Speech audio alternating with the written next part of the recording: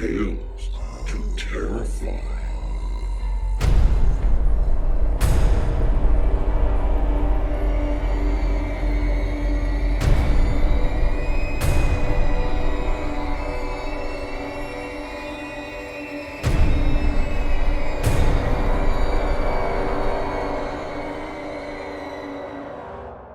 Good evening, children of the night. Come on into our cabin, all of you, please. We've got something to talk about this evening, just before our fiction. You have no doubt heard the big news. We've been nominated for a Hugo Award, and unless you've somehow managed to avoid being on the District of Wonders mailing list, you've read our mutual denouncement of being on the Rabid Puppy shortlist. If not, link is in the show notes. Tales to Terrify has never been overly concerned with awards. When I was working with Larry, when I'd bring up the topic of upcoming award shows, he generally seemed uninterested in doing anything beyond the work we were already doing. And I think I understand that. We show up, do the work we've volunteered ourselves to do, and hopefully produce a show that our listeners enjoy. If it landed us an award, all the better.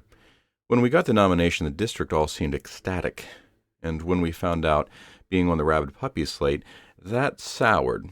When we discussed the situation, I feel I constituted most of the voice to ask for our name to be retracted from the award show. We didn't do this for the laurels, but for the love of the genre. Why be in the middle of this? I have to say, I'm glad that I was in that minority, and I listened to the reason of wiser heads in the district. I'll tell you the reasons why. The Hugos may not be important to me, but they are important to so many who enjoy science fiction, fantasy, and our flavor of the genre's horror. The graphic used by the Rabid Puppies has the slogan, "Making the Hugos Great Again," and that's not true. That slogan suggests a creative energy, and there is only destruction in their efforts, as evidenced by our inclusion among other authors, projects, and artists who have no alignment with the ideals that are presented here. It's an effort to poison the well. Furthermore, that single largest reason that I'm happy to stick in this is, well, you. Tales to Terrify's listeners have circled the wagons and shown us an overwhelming amount of love during this, strange time. Any motion forward between now and the announcement of this year's Hugo Award winners will be for you. However, before we move on to our business as usual, I'd like to speak to a section of our audience that I know does exist, and that would be the people who have an ear turned to the efforts of the puppies. What I would like to say to you is that the place that the puppies were born, the frustration of conservatives in a space with an overwhelming majority of liberals, is a real place. I remember when Orson Scott Card, author of one of my favorite books of all time, Ender's Game, spoke his mind about homosexuality, and he was labeled a homophobe, and there were calls to boycott him. Although I disagreed with what he had to say, I do not disagree with his right to speak. And if we truly blacklisted someone for their personal beliefs or opinions, Tales to Terrify would never air a word of H.P. Lovecraft again. And that is not right. The genesis of the puppy's frustration is valid, and speaking to that, as far as our show is concerned, the only merit that a submission is judged on is its worthiness to be accepted, narrated, and aired, is whether or not it is a great story. Where we disagree with the puppies is the destructive expression of those frustrations. Please engage in creative dialogue with your peers. Fiction is a place where we all found we could explore our dreams, our hopes, think about things that would never exist in real life. When we were kids, how many of us found our refuge in the pages of our books? As adults, how many of us vacation on other worlds, crawl through caves in search of lost magics, or sweat in fear as we run through the darkness, if only for a couple hours after our day today? We are all a community, and we should all have a voice. Please, never ever forget that these fictions make us a family. We don't have to always be a happy family, but don't forget your sisters and brothers are your brothers and sisters. Let's hear a little bit of fiction tonight. Our first story of the night is from Lauren Beukes. Her link will be in the show notes, and the bit of bio we have for her is not even close to fully inclusive of all of her work or accolades, so I'd strongly encourage you to follow that link. Lauren Beukes is an award-winning, internationally best-selling novelist who also writes comics, screenplays, TV shows, and journalism. Her books have been translated into 26 languages and have been optioned for film and TV.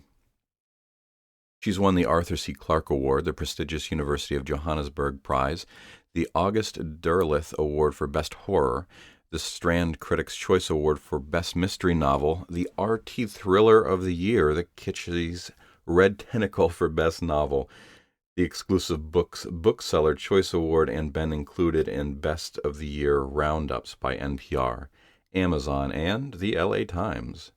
Her work has been praised by Stephen King, George R.R. Martin, James Ellroy, and Gillian Flynn, among others. She is the author of Broken Mysteries, The Shining Girls, Zoo City, Moxieland, Maverick, Extraordinary Women from South Africa's Past. Her comic work includes Survivors Club, an original horror comic with Dale Halverson and Ryan Kelly, due out with Vertigo sometime back in October of 2015. The Fables spin-off graphic novel, Fairest, The Hidden Kingdom with Ineka Miranda, and a Wonder Woman one-shot, The Trouble with Cats, in Sensation Comics 9 for Kids, set in Mozambique and Soweto. And now, Lauren Beukes' Chiselhurt Messiah, as read by J.K. Shepler.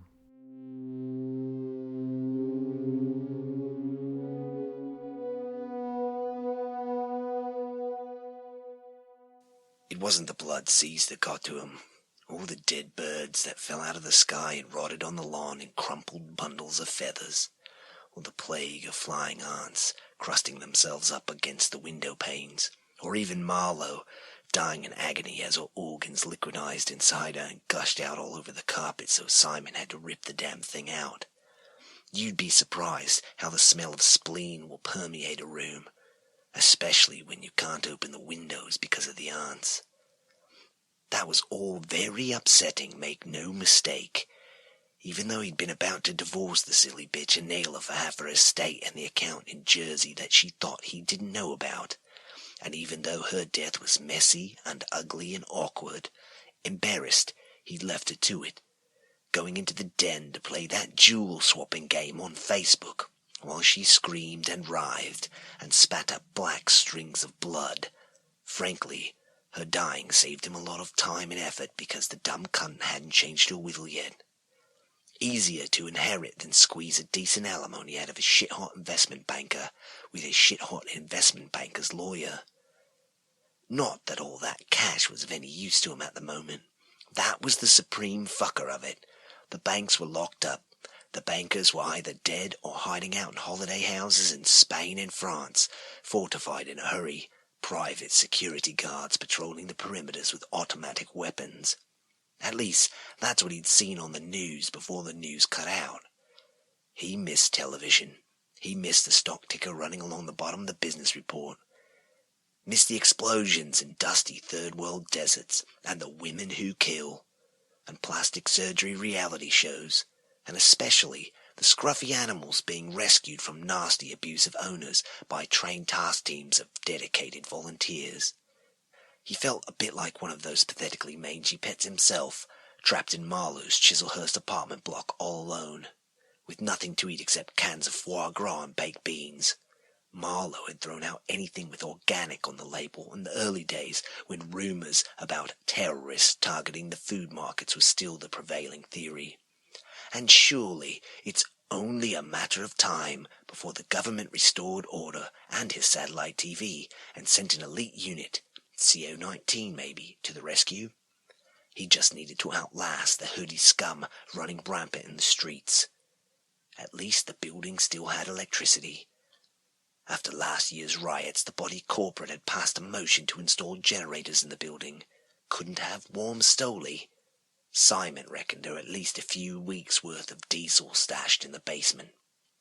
So far, he hadn't had to leave home for supplies. He went shopping in the neighbouring apartments, with a handkerchief doused in issey-miyake pressed over his mouth and nose to try to obscure the smell.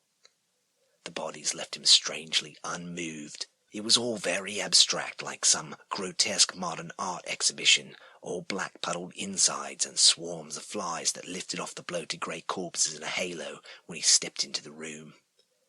He was much more interested in snooping around, reaffirming the suspicions he'd long fostered about their friends and neighbours. The Pep Boys, for example, had a lifetime supply of prescription uppers in their medicine cabinet. which would explain the delirious cheer Alice brought to dinner parties. He never liked her, or her over-eager speculative conversation starters. "If you could go anywhere on holiday, where would it be?" "Right where I've just been, you stupid bent. That's the whole point of marrying into money. The only pick-me-up Alice Pepboys needed now was a spatula," he thought, grinning spitefully. He cleaned out a stash of pharmaceuticals just in case. He didn't mind feeling a bit sorry for himself with everything he'd been through. But he didn't want to get stuck in wallowing self-pity, especially if CO-19 got delayed. The Bennets were even more pathetic. 4 of the 5 bedrooms were lavishly appointed straight from a bespoke decorator's catalogue, pinstripe walls, and inoffensive abstract prints. The 5th was kitted out with a king-size bed and a black rubber sheet and a closet containing a parking attendant's outfit and a camera rigged in the mirrored door. He took the tapes home with him, along with 4 tins of sardines, cherry tomatoes imported from Italy, water biscuits, a loaf of rye bread, frozen, and an even dirtier secret than the half-hearted sex dungeon, 3 months' worth of Sainsbury's microwave meals. On the way back, he thought he heard a baby screaming from the house a block over, but cats fighting make almost exactly the same noise, and he wasn't going to risk his life for a bloody cat. It wasn't that he was a man of no conscience. He'd seen that heartbreaking documentary on the pets left behind after 9/11. It had reduced even that cold bitch Marlowe to a sobbing, snotty bundle tucked under his arm on the couch. Even worse than that dolphin movie. He'd be sure to tell CO-19 about poor little Kitty when they got here, and they could sort it out. The Bennett sex videos were tedious. He'd seen way worse on the internet, which is the only thing still running. All the major networks were down. No TV, no radio, no mobile phone reception. He picked up some radio chatter in the beginning, government broadcasts advising people to stay in their homes, pip pip, keep calm and carry on, which segged into increasingly panicky emergency services reports asking people to report to local medical centres as soon as possible. Then it petered off into static. Occasionally, bizarrely, he'd pick up heavy metal music, as if some radio engineer had walked out and left shouty goth freaks Greatest Hits Volume 13 playing at full blast.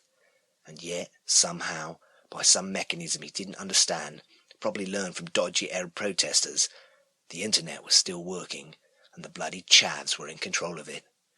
He'd been glued to Marlowe's PowerBook, trolling YouTube, his only link to the outside world. He spent hours bouncing from clip to clip, convulsively shoving cashew nuts into his mouth, washing them down with the Ardbeg. If the footage was anything to go by, the looting was still in full swing. Occasionally he heard the roar of engine noise in the distance, which inspired him to keep the curtains closed at night. But Marlowe's neighbours weren't the type who coveted designer trainers and iPods and the other shit the kids on the clips were still going after. And anyway, why would they bother with the suburbs when the little scum had the whole city as their playground? He spent the next couple of days mainlining Colombian coffee and Ardbeg and popping Alice Pepboy's uppers and a course of expired antibiotics, because he'd seen enough zombie movies to know that the only thing worse than rampaging hordes of dead-eyed creatures is dying of something embarrassing like an infected toenail, and he had stubbed his toe on the doorframe when he dragged Marlowe's corpse wrapped in 12 layers of garbage bags out onto the front lawn where it wouldn't be so very much in the way, no doubt exposing himself to all kinds of horrible bacteria in the process. Mostly, he stayed in bed, the laptop balanced on his stomach, which was admittedly a little more padded than normal. He needed to get to the gym. His abs were turning into jelly. Too much stale bruschetta and salty snack foods. But the one in the building's basement stank like an abattoir, and the Stairmaster was practically alive with maggots. He scrolled through the comment section of the videos. The "Youth shall inherit the earth" was the most common slogan, outnumbering the die-hard spam streams 10-1. He clicked on a link titled "Chelsea Death Rap," spooning duck pate into his mouth with his fingers while he waited for it to load. A grainy image of a teenage moron cruising along in a black BMW SUV, arm lolling out the window, miming along to out-of-sync lyrics, mediocre bass tinny in the background. The youth shall inherit the earth, all right. Pity they can't fucking rhyme or spell, Simon thought, checking out the mangled language superimposed on the screen. When the birds is dying, The peoples is crying. When the rich are fucked, they ain't got no luck. Our time is here. Yeah, our time is here. Is right fucking now. Christ. He clicked the link to another one. Apocalypse Now in it. The gherkin burning in the background, a kid wearing a balaclava dancing in front of it, a bottle of Sprite filled with what had to be petrol in one raised hand. Simon couldn't hear what the kid was shouting at the camera or iPhone or whatever. The sound of exploding glass and screaming smothered his voice. Another clip showed a group of kids roaring through Harvey Nichols on dirt bikes, casually swiping perfume and makeup displays off the shelves with golf clubs. Marlowe had practically lived at Harvey Nick's. Her closets heaved with Vivienne Westwood corsets that were decades too young for her. The only survivors seemed to be the kind of kids you saw shambling around the Sink estates, hollow-eyed yobs with acne-faced girlfriends cluttering up the pavements with pushchairs and streamy-nosed toddlers. Underprivileged my arse, Simon thought bitterly. Not exactly starving African children, living off benefits, leeches on society, breeding like cockroaches and sucking the life out of the country. Human scum, the lot of them, taking the piss. Parasites like them were the reason he voted Conservative. That and tax cuts. He did find some diversity hidden deep in the results pages. A young Nigerian or Somali girl or something. Who can tell, honestly? With a shaved head and metal shit in her face, demonstrating first aid techniques and basic water filtration in a series of clips. In another video, a gloating young Eastern European lunatic with a husky voice and a ponytail and a grease-stained t-shirt sitting in his basement ranted into his webcam in a hilarious accent about viral Ragnarok, and this is what happens when you don't vaccinate your children. Simon realized he hadn't seen a single person over 30 in any of the recent clips. He hoped this was because people his age couldn't be asked, but he was beginning to doubt it. Feverishly, he clicked on clip after clip, desperate to find someone, anyone, who looked like his sort of person. His age, his type, nothing. And that's when he had the epiphany. CO-19 were never coming. He, Simon Thomas St. Martinborough, was the last of his kind. He half skidded, half ran to the full-length mirror in the walk-in closet, taking a moment to admire himself before searching out the truth in his reflection. You'd never say he was 38. A wannabe silver fox, Marlowe had called him. At 23 years his senior, she could fucking talk. His scruffy beard was peppered with silver. His hair was dirty and sticking up in places, but his skin glowed with an oily pink health, and his eyes were wild, full of intensity and fire. He looked like a man who had survived a terrible thing. He looked enlightened.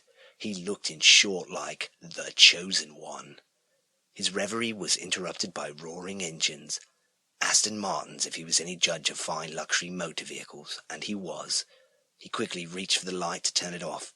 No point letting him know he was there. He poured the last slug of whiskey into his glass and sat waiting in the dark for the damn youth to fuck right off. Which is when they lobbed the Molotov through the downstairs window into the study, where it just so happened he'd been storing all the liquor he'd rescued from the neighbouring apartments. It went down, or rather up, like a bomb. The house filled with churning clouds of hot black smoke faster than he could have imagined was possible. He grabbed the closest thing to hand, one of Marlowe's trendy terror-chic scarves that had been all the rage several years back, and wrapped it round his face and scrambled for the exit. He launched himself down the stairs, hearing the crack and pop as the glass buckled in the study, feeling the white heat against his skin. He almost got lost in the hallway, disoriented by the smoke and, yes, all right, the whiskey too. But all the way through the dreadful choking gauntlet, he felt himself buoyed by a sense of invincibility, and yes, even a kind of inner peace. He fell out the front door, gasping great big lungfuls of the cool night air, mixed in with the sweet stench of Marlowe on the grass half a foot away, and turned to see her 750,000 quid love nest alive with flames. He felt a surge of exhilaration. He was alive. He was it, the guy, untouchable. And watching the flat spewing great gobs of greasy smoke out of its faux two-door windows, Simon had his second epiphany of the day. There was a master plan at work, a grand design. Simon had a destiny to fulfill. Just as soon as the sun came up. Eyes gritty from smoke and lack of sleep, he wandered out into the morning, making for the high street, passing a dead horse from the nearby riding stables lying in the centre of the road, its skin undulating with maggots. Obviously, it was intended for him to walk. He smashed the window of every luxury car for 3 blocks. The Messiah, yes, Messiah, couldn't be expected to show up driving a Toyota, but not a single one had the keys in it. He wondered if Miss Nigeria's instructional YouTube videos included how to hotwire a car. Too late now. The power book was long gone, together with his previous life. Besides, the roads were clogged with burned-out buses and overturned cars. He couldn't believe Chislehurst High Street was the same place. The storefront windows were jagged, dark holes. The delicatessen's doorway was blocked by fallen debris, the Waitrose a burnt-out, stinking shell. An Audi R8 had rammed through the estate agent's window. He could make out the shadowy figure of the driver crumpled over the wheel. Everywhere, bloated bodies. He crunched over the still rotting corpses of a flock of swallows smeared across the road. A designer dog, some kind of chihuahua covered in sores and burrs, trotted after him for a while, but he shooed it away. He felt for it, of course, but he had more important things to do right now. The future of England depended on him. The people needed him. He could show them how to put society back together again. He would explain why looting was wrong, why a good university education mattered, and why having too many children too young was short-sighted and wholly untenable. Although he realized that they would probably need to start in on repopulating the planet fairly soon, and his seed would be an absolute requirement. He'd already resigned himself to having sex with only the most beautiful and promising young chav girls with their big hair and overabundance of makeup and the juicy velour track-suited bottoms. He headed towards Orpington, then Mottingham. He remembered seeing the high street on one of the clips, and it looked fairly intact. The kids would be tired of looting and rampaging by now. They'd want someone to tell them what to do. Too many years living in a nanny state would mean that eventually they'd welcome a forward-thinking leader to show them the way. It took him most of the day to make it into Mottingham. He had to wrap his shirt around his mouth to block out the stink of burning plastic and putrefying bodies that filled the air in Bromley town centre. He'd almost made it past the smouldering wreck of Simons and Spencer when he heard the grumble of an engine and the squeal of tyres. He whirled around in time to see a motorbike, a Ducati for fuck's sake, roaring towards him. He ran into the centre of the street, almost tripping over the seeping body of a policeman in riot gear, and waved his arms over his head. The bike screamed straight past him, its riders turning back briefly. Then he heard the crash of splintering glass. He ducked instinctively, nostrils filling with the reek of petrol, heat crisping the hairs on his arms. Bastard had chucked a petrol bomb at him. But at least he was getting closer. This was it. He gobbled another fistful of Alice Pepboy's pills just to take the edge off. He followed the sound of drum and bass through a labyrinth of council houses and narrow alleyways, weirdly free of rubbish. Then he saw the first one, a black kid wearing an ill-fitting Armani suit, smoking a cigar, leaning up against the bonnet of a black BMW parked at an angle and blocking the street. Simon heard the sound of children's laughter, smelled the delicious odour of some kind of roasting meat. He could hear music pumping out the nearby houses. It looked like business as usual.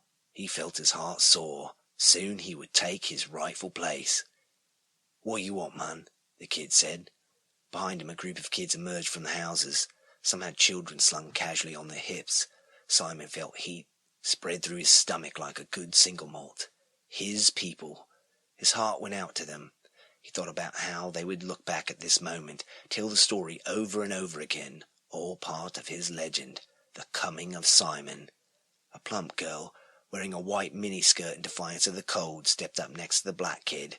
Her arms dripped with gold jewellery, her blue-white legs were mottled with cellulite. She had a really big gun drooping casually from her fingers with their luminous orange nail polish. Simon kept up his beatific smile. He should have expected a little resistance. Change is hard. The girl with the firearm spoke first. "What's he want, then?" "Dunno. Ask him," the black kid said. "I'm here to save you," Simon said. No one was returning his smile. "Yeah?" The girl looked unimpressed. A spike of panic pierced Simon's happy glow. He wasn't used to feeling out of his depth. He remembered how he hooked up with Marlowe, how he'd read the situation the second he saw her. Knew what she needed. It was almost a sixth sense, a skill. And he knew what these kids needed, someone to bring them out of darkness. They just didn't know it yet. He should probably keep it simple. "I know this is going to be hard for you to understand, but I need you to trust me. I'm the Messiah." The black kid rolled his eyes. "Right," the girl said. Then she raised the gun at his heart. No, really, Simon stammered. I can help, He didn't get to finish the sentence. A bright ball of light exploded in his head. He couldn't breathe. It felt like a bloody great rhinoceros had ploughed into his chest. He felt very heavy and woozy, perversely all at the same time. His knees folded up under him like one of those balloon men outside cheap car dealerships. The girl looked down at him blankly. Had quite enough of you lot, she said, and turned on her heel, dismissing him. The black kid shook his head. He looked a bit sad. Then he dropped the cigar and walked away after her. The kids in the houses followed suit, vanishing back through the doorways like ghosts. Nothing to see here. These were the last things Simon St. Martinborough, Messiah, thought before he died. First, this isn't right. And then, as the smoke from the still smouldering Hamlet cigar got up his nose, stupid fucking chavs couldn't even loot a decent brand.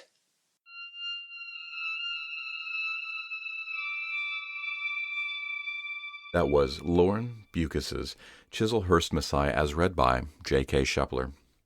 Jedediah Kalanu Shepler was born in Texas. He spent formative years in Northern California, then returned to Texas to get an honors degree, summa cum laude, in anthropology from the University of Houston. He lives in the traditions of both the European Renaissance and feudal Japan, and believes diverse pursuits and interests build keen minds and bodies. He is, consequently, a student of martial arts, a practitioner of Brazilian jiu-jitsu, and is a surfer, artist, and filmmaker. He's acted in and produced music videos, as well as served as rigger, greensman, prop man, and stunt coordinator. He also dabbles in music. Jed has worked in logistics, dog training, security, education, and other jobs, and says that he is not entirely sure he's qualified to do anything. But he is a great respecter of fine storytelling and of the tellers of tales, and that he is very proud to contribute his narrations. Currently, Jed is working on a book about late 19th and early 20th century glass bottles found in Houston, and of the forgotten history that is all around us and just under our feet. He lives in the Houston Heights of Texas and likes cats and dogs, but doesn't have any, and sometimes he scribbles short, humorous movie reviews that no one reads. You can remedy that by stopping at his site, downthemoviehole.blogspot.com. Link will be in the show notes, where he has a Deadpool review I agree with and a Force Awakens review that I don't. Check out his page and disagree with us both. Our second story of the night comes from Joanna Parypinski. Joanna was born in Chicago, where she became interested in writing at an early age. When she was still too young to properly write, she would make books out of computer paper, written in scribbles, not actual words, and read them aloud to anyone who would listen, creating the stories anew each time. She attended Butler University for her Bachelor's of Art degree in English writing and Spanish. During her time there, she won 4 first-place prizes in the English department's annual creative writing contest in the categories of fiction, nonfiction, and poetry. She also served 4 years as a staff member for the university's undergraduate literary magazine, Manuscripts. Parypinski studied abroad in Alcalá de Henares, Spain, for her second major in Spanish, where she fell in love with the Mediterranean climate and culture.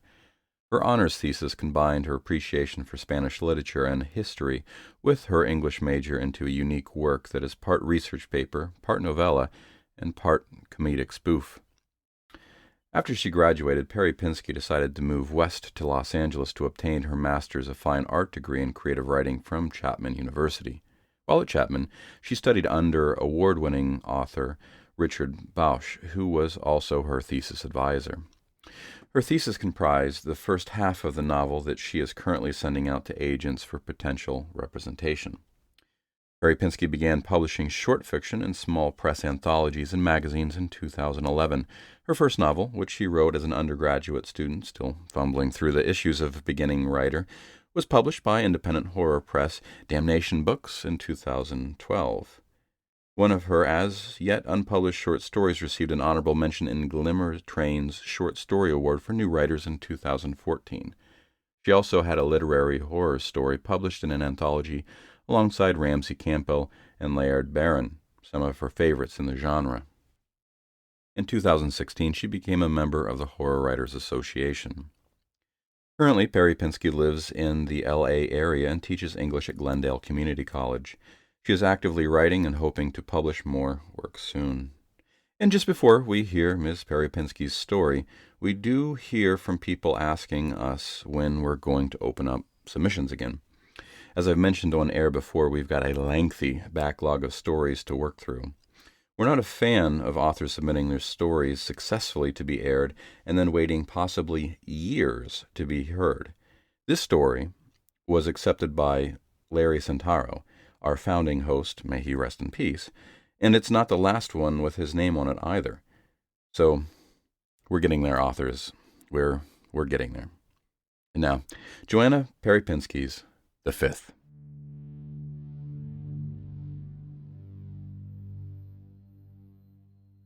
He told me to call him Spot.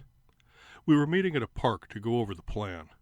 It was dark and cold, a lone yellow street lamp glowing on the wooden bench. The playground was empty, the bench was not.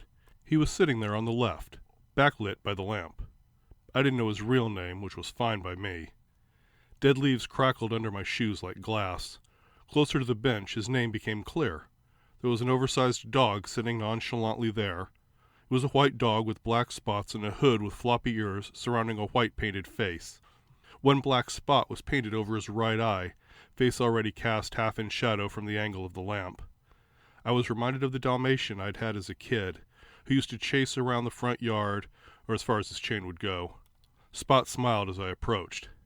"Have a seat," he offered. I glanced around the deserted park. Another figure moved in the distance. "No thanks," I said. Spot's smile widened as the pirate approached us. A triangular hat on his head, a black patch over his right eye, and a frilly white dress shirt and brown vest tucked into black trousers. A sword protruded from his belt. He nodded to Spot. His eyes flicked to me. Spot smiled serenely. "The others should be arriving soon." The fourth fellow was clad in a baggy white jumpsuit with brightly colored polka dots, a curly red wig, and a clown mask bearing a sinister blood-red smile. "Splendid," said Spot, sitting up straight as we three stood around him. "Now that we're here, I would like to first request that we do not use any real names. I would prefer that you address one another by your costume." The others nodded. My mask was hot with breath. "Marvelous. We will not arrive together. Pirate and our fifth will go in first, followed by Jason and Clown, followed by myself." I raised my eyebrows and peered through the right eye hole of my mask. There were only 4 of us. "Let's run through it again, shall we? When we are all inside, Pirate and the fifth will excuse themselves upstairs and enter the 3rd floor on the right from the main staircase. Thereafter, Clown and Jason will also go to the 2nd floor and keep guard of the room. I will be around the house, keeping an eye on the host. Once Pirate has opened the safe, the money will be given to the 5th, and the 4 upstairs will exit in 2s. Jason will come find me as Pirate and the 5th leave, and request that I join him for a drink, after which we will exit the house. Jason will meet up with Clown, and we will return as we came. We will meet here at the bench, where you will each receive your percentage, leave separately, and that will be that." As he was finishing, I spied another figure lurking in the distance. I had to turn my head so I could see him properly. I was blind in my left eye. Delicate footfalls on crisp leaves filled the silence where Spot's slick voice had been before he added, "And that will be our 5th." The others turned to watch the person draw near and stop at our half-circle around the bench. The 5th was wearing a long black cloak with a hood and black netting across the open space where a face should have been. The phantom did not turn its head for a good look at us, though it's possible the invisible eyes behind the black netting may have been calculating each of our identities. I couldn't tell. The lamp was in my eyes, blinding the clear view of the 5th anyway, like headlights on a dark country road. "Drivers," Spot continued, snapping my eyes from the phantom. "We are each taking different roads. You have your directions." There rang a note of finality in the silence, some ominous cadence in the whistling of the wind. I turned to Clown, whose brown beady eyes observed me shrewdly through the eye-holes of a mask, and followed him away from the small group. out of the yellow light and onto the shadowed field that led to the parking lot. His car was a black Oldsmobile. It was missing a right front hubcap. The door creaked when it opened. I slid into shotgun and was assaulted by the odor of urine and burnt rubber. Clown plunked himself in the driver's seat and cranked the key in the ignition without taking off his mask. I thought it might be dangerous, driving with a mask on, but I didn't say anything, so I kept my hockey mask on, too. We pulled onto the main road off the park. A few pairs of headlights swam in the darkness around us like glowing eyes. The car hummed in the quiet. "You know what the house looks like?" Clown asked in a growling engine of a voice. I tilted my head to the left, staring out of the front windshield with my good eye at the empty stretch of road. "No, but I can guess. All the houses on U Boulevard are mansions." Clown grunted. "That's where the treasure is." It seemed an odd statement, so I contented myself with silently watching the trees whip by out the window. "Good costume. It fits, you know." I tried to turn my head all the way to the left, so I could see him through the right eye hole of my mask. "For Halloween? You're thinking of Michael Myers." "I don't have brain damage." With a frown, I turned back to the window, staring at the fake spiderwebs on bushes, cardboard headstones jammed into lawns, and orange lights festooning the windows of the houses sliding by. A few pre-teens straggled about, sacks of candy in hand. We turned off the street and onto one that cut next to a forest, trees on one side and a high school on the other. "Hey, who was that clown killer from Chicago?" I turned back to face him, eyebrows raised even though he couldn't see it behind my mask. Clown's brown eyes were watching me. "There was a person in Chicago who killed clowns?" I asked. "No, that guy that dressed up as a clown and killed people. You know, the clown guy." "Never heard of him. Are you sure you didn't just dream this up?" "How do you not know this guy?" I rolled my eyes, blinked. The windshield reflected the moon. "You obviously don't know him either." "I just can't remember the name." The car jolted, rocked drunkenly over the object that had collided with the front bumper. I threw my arms out as the car lurched. Clown slammed down the brake, and my whole body jerked as we jumped to a halt. My breath ripped in and out of me as I tried to blink in the new darkness. We'd rolled between street lamps. I turned, craning my head around the seat, trying to get a glimpse out the window. But the street was dark. All I could make out was a black lump on the road behind us. "The fuck did you do?" I whispered as horror hardened in my throat. Unbuckling my seatbelt, I let myself out of the car and started back through the cold night air towards the object. The crisscrossed tree branches shadowed an X on the road. I had a strange sense of déjà vu. Had I dreamed this before? Clown was behind me as I came up to the body. My heart wobbled. It was some kid, maybe 12 years old. Not dressed up or anything, just wearing faded blue jeans and a blue plaid shirt. The right side of his face was smashed into a bloody pulp, his eye hanging loose by a thin red string. There was a tire imprint on what remained of his nose. "Shit," I muttered. "You killed him." Clown was a chunk of ice frozen on the road. He stared at the boy. I wish I could see the expression on his face, but all I could see was the red smile over the corpse-white mask. "What do we do?"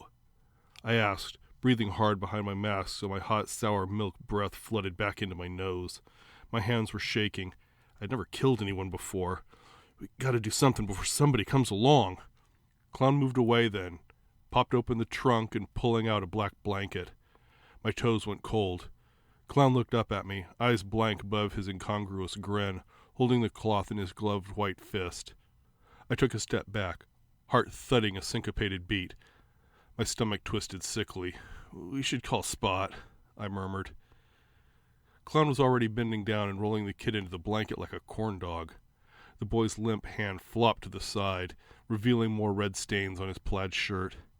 The one remaining eye gazed vacantly into space. "This ain't gonna screw everything up," said Clown, tossing the kid's floppy hand onto the blanket as though it was an empty soda can that had fallen next to the trash. The boy disappeared completely. Now he was just a black log. "Let's call Spot. We need to call it off, figure out what to do with the body." Clown stood slowly, a ridiculous spot of color in the black night, bright red hair matching the dots on his white jumpsuit. "You do that. We'll be needing to figure out what to do with your body."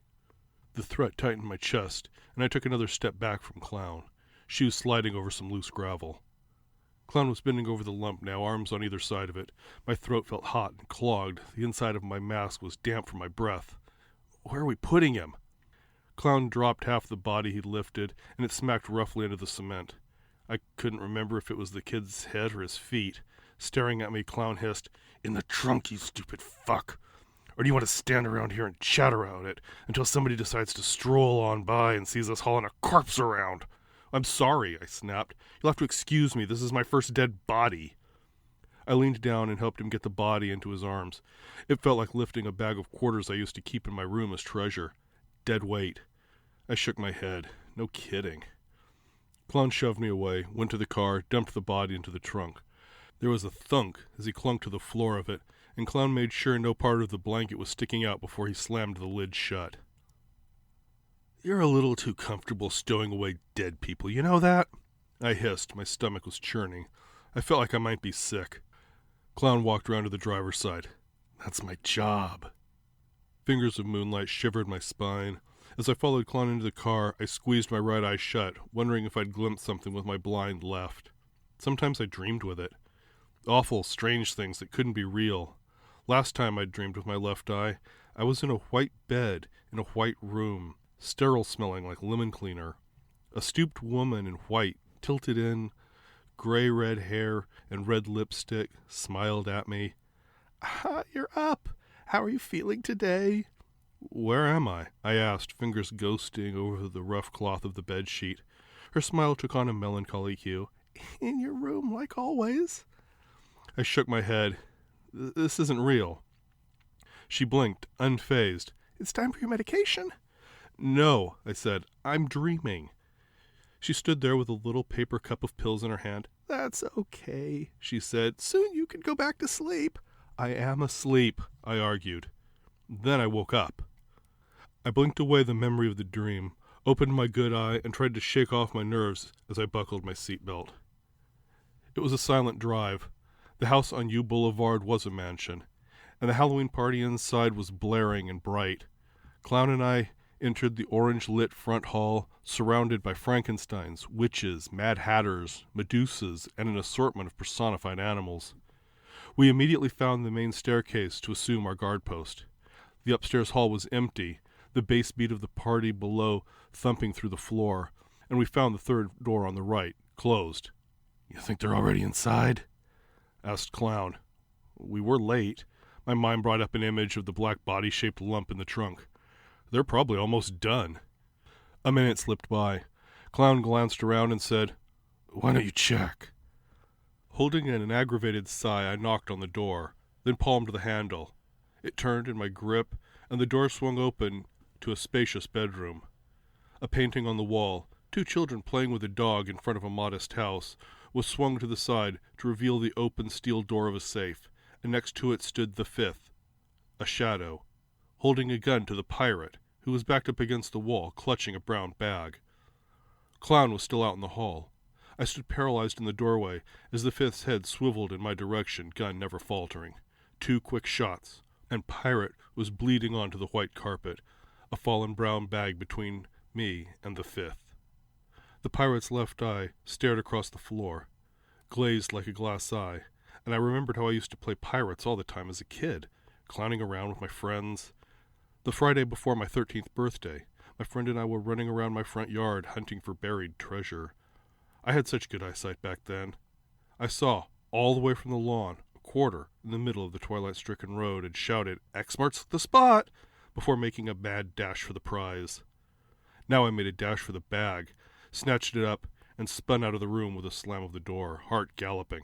Clown, still leaning against the wall, flinched as I shoved the bag into his arms. "Get to the car!" I snapped, before careening down the staircase and wading through the writhing mass of costumes. Masks floated past, flat and two-dimensional to my eye. A nurse scooted past me, her ample bust brushing my arm. "Time for your medication," she purred, holding out a beer for me to take. "No thanks," I mumbled through numb lips, trying to wave her off. She smiled and shrugged. "See you around the ward," she said before stepping back among the other costumes. I looked up, searching the room. There was Spot, watching me through the moving colors crowd, and I almost felt like I was dreaming. I never dreamed much when I was young, but my friends and I decided that the fifth dimension, that unknown, unexplored frontier, must be what you dream, perception of the third eye, if you will. The rest of the party blurred as I made for Spot, wondering if that wasn't the fifth dimension right now. "We gotta go," I said, forgetting my planned line. Spot nodded sagely, forgiving my mistake, and we made for the door. Out in the crisp, moonlit October, the dog vanished, and I found the black Oldsmobile and slid inside, Clown already gripping the steering wheel. "Where's the bag?" The car peeled away.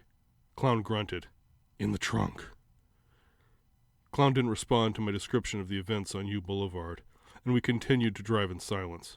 Trees whirled away out the window. The night was a blue-black bruise around the white, blind eye of the moon. As the park appeared on the right, Clown puttered the car to a crawl. "We got the money. Split 2 ways? Hell of a lot more. Why don't we just take off?" I shook my head. "We have to tell Spot." Maybe because his costume reminded me of my childhood pet, but I felt the need to warn Spot of the fifth's betrayal, in case he became the next target. Of course, the fifth knew where we were headed, and was surely following. We'd have to be quick. Clown parked. The car's clock was broken, but I knew it was late as we advanced into the autumn-chilled field of grass patched with yellow from the scattered lamps. Spot appeared in a yellow pool. My legs ached in my haste. "We gotta split the money and go. The fifth killed Pirate!" I burst out, my palms buzzing with anxiety. Spot's moonlight face watched me, calm. His blackened right eye and clear blue left gave away nothing. "Did the pirate look both ways?" he asked at last. I blinked, turned to Clown. His grotesque mask smiled at me with red lips and bared crooked teeth. I couldn't see his eyes through the dark holes, like empty sockets. "What? Who are you?" I shook my head. "Jason." Spot and Clown were both looking at me now. I wondered why we weren't doing anything. Surely the fifth would arrive soon. Spot looked unconcerned. "Jason Voorhees is a fictional serial killer who chops up teenage camp counselors with an axe. You're wearing his mask. Who are you?" "We have to go," I urged, stepping back to the straw-like dead grass. Didn't they see? The fifth was coming and would kill us all. I turned, ready to bolt, and saw across the distance of the park a dark silhouette. Cold wind blew into my eyes as I ran to the parking lot. I put on a burst of speed, feet cracking on the asphalt, sliding around the Oldsmobile for refuge. They were all coming towards me now. Spot and Clown closer, the fifth at a distance, walking across the park, a mask, a painted face, and a shadow. Maybe I was dreaming with my left eye, but no. There was always a room, a white room, not a dark park and a faceless killer. A shot rang out, and Clown was lying on the grass, just a grinning mask and a deflated polka dot costume that bagged around his skeletal frame. Spot continued without a glance down, stopping next to the car. "Where's the money?" he asked. I remembered the boy's body. "In the trunk." "Open it," said Spot. I looked around. The fifth loomed in the distance still. Confusion pounded in my head as I slowly stood and pushed up the lid of the trunk. Atop the black lump was a brown bag. "Open it," said Spot. I pulled the string that tied the top. The inside gleamed, so I picked up the bag and held it in the light. It was heavier than I remembered, and when I saw its contents, I dropped it with a metallic rattle. A silver sea of quarters rolled out onto the asphalt. "What is this?" I demanded, breath tripping in my lungs. "X marks the spot," said Spot. "Open it." I turned with shaking hands to the black blanketed lump in the trunk and started unpeeling layers of cloth until the boy emerged in the moonlight, pale and blue plaid, his right eye dangling from the socket by a bloody yarn. With a jolt of heat that spread like fire in my veins, I stepped back, recognizing the face now, as I brought my fingers up to my plastic mask, staring at my 12-year-old self lying dead in the trunk. I turned away wildly, throat burning. The fifth was coming closer, gliding along like a ghost. I blinked in the burning yellow light of the parking lot lamp and stumbled away, smashing to the ground as everything tipped sideways. My head smacked roughly on the pavement, and the world whirled out for a moment. When I came back, I was no longer in the parking lot, but in that white room for my left-eye dream. The nurse with the red lipstick was there, and I was in bed. "You're awake," she said. "Eyes," I murmured, trying to hold on to the real world, where I'd just been, the street lamps and the headlights and the darkness. "Yellow eyes." "Now, none of that," she reprimanded gently. "What?" I asked. Her closed-lipped smile was sad again, and she spoke as a teacher might to a slightly stupid child. "You remember, years ago after the accident, your liver was damaged and your eye was yellow, jaundiced. You said the yellow eye was the evil eye, but we learned that was all in your head, didn't we? Your liver was fixed, and you've not had a yellow eye since then. Your eye's fine now, isn't it?" Everything was confused. I looked around the flat room. I thought I'd been squinting with my right eye, but that wasn't it. I just couldn't see out of it. "Which eye?" I asked, dread pooling in my stomach. "Your left, of course," said the nurse, voice sad and sweet and sympathetic through her clown-red lips. "You lost the right in the accident." My heart paused, and I turned to a pool of silver that hung on the wall, and I saw in the mirror my left eye intact, in the right socket a glass eye. When I screamed, shook my head, and closed my eyes, I felt the cold black top once more beneath me. I was awake now, in the world of my right eye, and here I saw the fifth standing sideways, a dark silhouette. Spot crouched beside me. "You remember? 15 years ago?" I was playing pirates on the Friday before my 13th birthday. My loyal Dalmatian running around on his leash in the dusk. My friend and I were searching for treasure on the front lawn when I spotted a silver quarter shining like a fisheye on the street, and I ran for it, shouting, "X marks the spot!" when I heard a grumbling engine and turned right to see a black Oldsmobile charging down the road, the driver just a black, undefinable silhouette against the glare of the headlights like two yellow eyes. And then there was the acrid smell of urine and rubber, then pain everywhere. The accident. I remembered now, even though it hadn't happened to me in this world, the world of my missing right eye. Spot stood up, white face gleaming, and turned away as I lay on the ground, breathing into my mask, seeing with my glass eye, caught between two realities. I was in the fifth dimension of dreams. Which eye was really blind? Clown said, "I don't have brain damage." Clown said, "I just can't remember the name." And I said, "Are you sure you didn't just dream this up?" Was I sure? I groped for the bag of quarters. The tiny pieces of metal were cold and solid in my hand. I realized my mask had slipped off. The asphalt was hard and gritty on my cheek. The world felt so real. How was I to know which was the dream? And if I open my eyes now, what will I wake up to?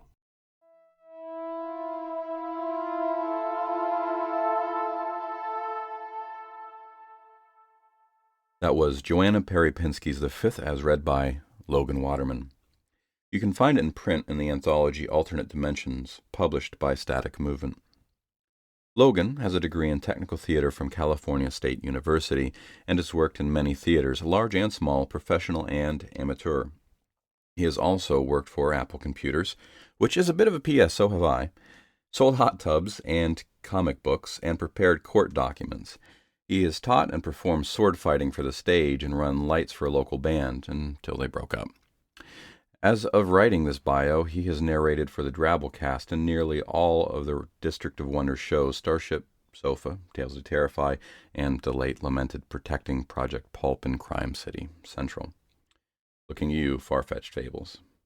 Logan currently lives in Northern California with Grendel, a huge black beast whose primary occupations are sleeping, stocking the fish in the aquarium, and keeping the house safe from the hordes of invisible monsters that come out after dark, and Morgana, a small, fluffy queen who rules her domain with an iron paw. The fish are unimpressed. That will be our show for the evening, Children of the Night. Our show is produced by our editors Philip Oldham and Scott Silk, thanks to webmaster Josh Lightsey, and theme music by David Rakelin. Join us again next week for another episode of Tales to Terrify.